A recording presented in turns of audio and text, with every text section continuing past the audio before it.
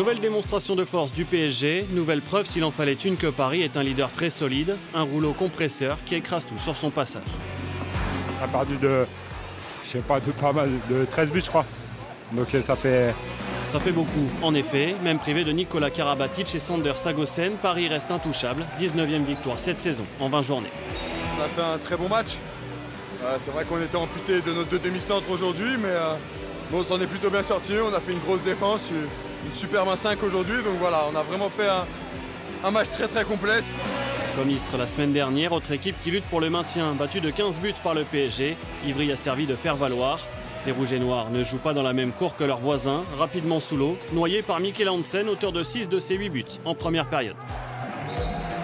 On savait qu'on allait tomber contre une très grosse équipe de Paris qui reste sur de très gros matchs, je pense que c'est la meilleure équipe du monde, donc fallait s'attendre à ce que ça soit compliqué.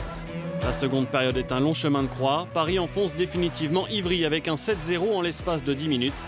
Des arrêts de Thierry Omeyer combinés à une puissance offensive sans limite. Raúl González a ensuite pu faire tourner. Pour le plus grand bonheur de Sadou Ntanzi, 19 ans, auteur de ses 2 premiers buts en professionnel pour sa première apparition. Soirée parfaite pour le PSG, victoire 37-24.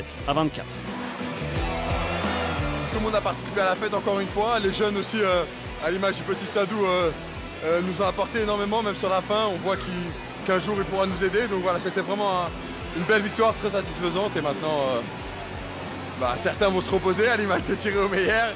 Et pour les autres, on va partir en sélection pour une petite semaine.